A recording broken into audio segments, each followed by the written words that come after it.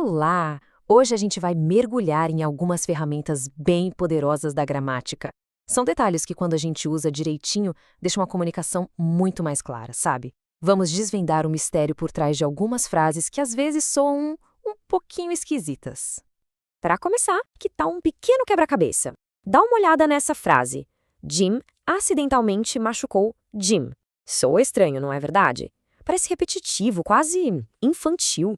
Mas por que exatamente soa tão errado? O que será que está faltando aí? Então a resposta está numa ferramenta específica da nossa língua que foi feita exatamente para esse tipo de situação. É um pequeno truque, digamos assim, que o português tem para evitar essa repetição e deixar a frase bem mais fluida. E essa ferramenta nos leva à nossa primeira grande ideia. Pensa nisso como se fosse um espelho.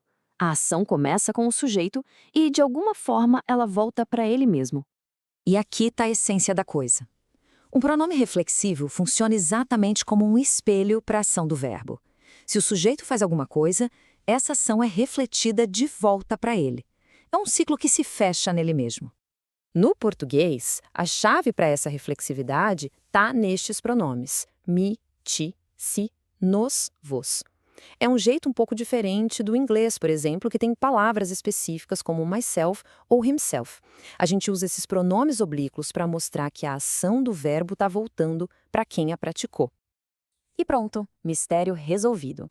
Em vez daquela frase esquisitona, a gente usa a ferramenta certa e diz: Jim se machucou acidentalmente. Na hora, a frase soa muito mais natural e correta. A repetição some e o problema simplesmente desaparece. Mas olha, não é só usar um pronome reflexivo de qualquer jeito. Tem uma regra fundamental, quase como um jogo de combinar as peças certas, que a gente precisa seguir para que tudo funcione perfeitamente. E essa aqui é a regra de ouro. O pronome que indica a reflexão tem que combinar com a pessoa do sujeito. Se o sujeito é eu, a ação volta para me, como em eu me encontrei em uma cidade estranha. Se é ela, a ação volta para se. Ela se serviu de alguns doces.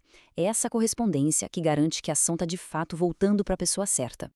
Perceber essa diferença é fundamental. Quando a ação volta para o grupo, tipo em eles prejudicaram a si mesmos, a gente está usando a ideia do espelho. Mas se a ação vai para fora do grupo, para outra pessoa, como em eles me prejudicaram, aí já não é mais uma ação reflexiva. É uma distinção simples, mas que muda todo o sentido da frase. Ok, acho que a ideia do espelho ficou clara, né? Agora vamos passar para um conceito diferente, mas que se conecta com isso que a gente viu. Em vez de um espelho, vamos pensar numa ponte. Então, só para a gente não esquecer, o pronome reflexivo é uma ação de mão única. A energia sai do sujeito e volta direto para ele, como em ele tem orgulho de si mesmo, ponto final. Mas o pronome recíproco, esse sim é a nossa ponte. Ele descreve uma ação de mão dupla, uma troca que acontece entre dois ou mais sujeitos. No português, a gente usa um ao outro quando a ação é entre duas pessoas e uns aos outros para um grupo maior. É a gramática mostrando que existe uma interação mútua ali. Olha só como isso se constrói de uma forma bem lógica. Se ele a ama e, ao mesmo tempo, ela o ama, não precisa dizer as duas frases. A gente pode construir uma ponte entre eles e dizer: eles se amam um ao outro. Fica bem mais elegante e direto, né? Aqui tem mais um exemplo que deixa tudo bem claro. Em vez de dizer, meu pai se senta ao lado da minha mãe, e depois, minha mãe se senta ao lado do meu pai, a gente pode simplesmente conectar as duas ações.